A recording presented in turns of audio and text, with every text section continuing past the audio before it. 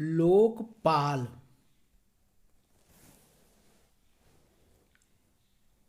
लोकतंत्र की सफलता तथा सामाजिक आर्थिक विकास की प्राप्ति नागरिकों की शिकायतों के त्वरित निवारण पर निर्भर करती है। कल्याण उन्मुख होना आधुनिक लोकतांत्रिक राज्यों की पहचान है। इसलिए राष्ट्र के सामाजिक आर्थिक विकास में महत्वपूर्ण भूमिका निभाने के लिए सरकार ने पहल कदमी की है। इसके परिणाम स्वरूप नौकरशाही तंत्र का विस्तार हुआ है और प्रशासनिक प्रक्रिया में भी बढ़ोतरी हुई है, जिससे कि सरकार के विभिन्न स्तरों पर लोक सेवकों को अधिक प्रशासनिक शक्ति प्राप्त हो सके। इस शक्ति और स्वनिर्णय के दुरुपयोग से उत्पीड़न, कुशासन और भ्रष्टाचार के लिए जगह बढ़ी है।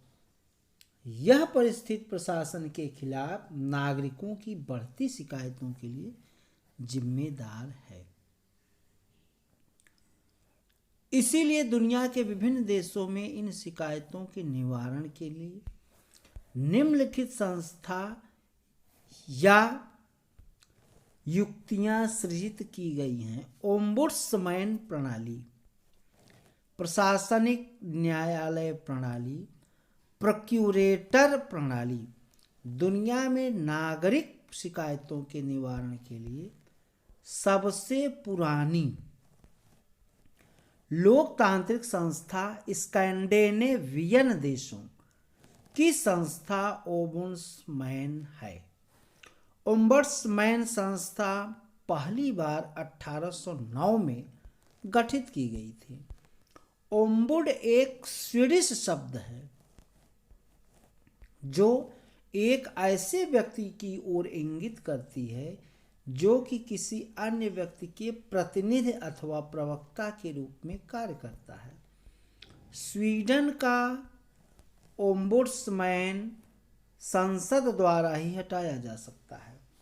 स्वीडन से ओम्बुड्समैन संस्था स्कैंडिनेवियन देशों जैसे फिनलैंड में 1919 में, डेनमार्क में 1955 में तथा नॉर्वे में 1962 में देशों में भी पहुंची। न्यूजीलैंड पहला राष्ट्र कुल देश है जिसने ओम्बुड्समैन प्रणाली को पार्लियामेंट्री कमिश्नर फॉर इन्वेस्टिगेशन के रूप में अपनाया। तब से दुनिया के 40 से अधिक देशों ने ओम्बुड्समैन जैसे संस्था खड़ी की है। अलग अलग नाम तथा जिम्मेदारियों के साथ भारत में ओम्बुड्समैन को लोकपाल या लोकपाल पूरे देश के लिए और लोकायुक्त मतलब राज्यों में लोकायुक्त कहा जाता है।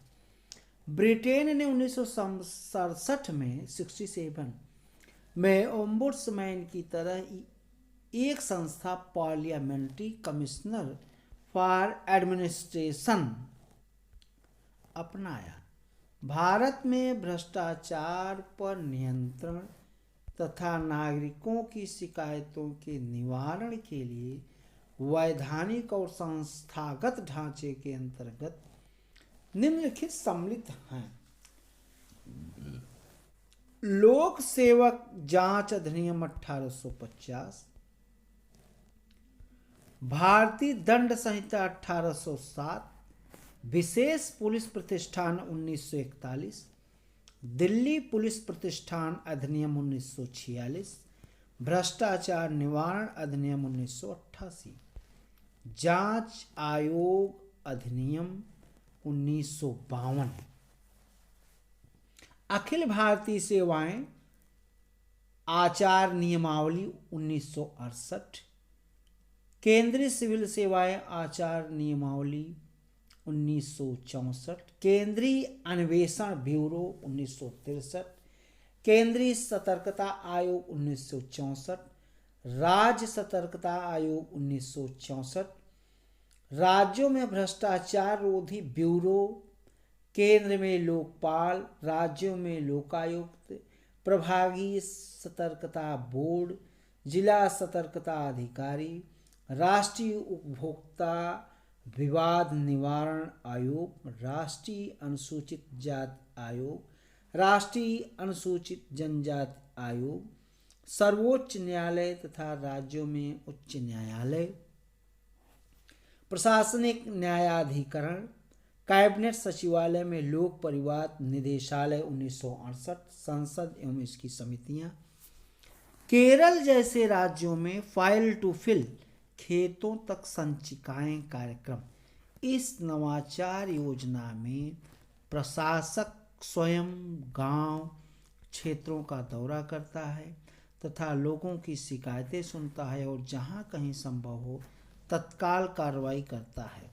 समाजवादी देशों जैसे सोवियत संघ, चीन, पोलैंड, हंगरी, चेकोस्लोवाकिया तथा रोमानिया ने भी लोक परिवारों के लिए संस्थागत युक्त सृजन किए हैं। इन्हें मुख्तार प्रणाली कहते हैं।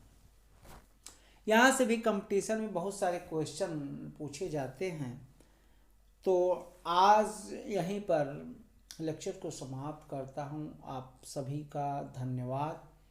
वीडियो को लाइक एवं शेयर अवश्य करें, चैनल को सब्सक्राइब करें, जिससे नोटिफिकेशन आप लोगों तक पहुंचती रहे, आप लोग अपने करियर में सफल हों। जय हिंद, जय भारत।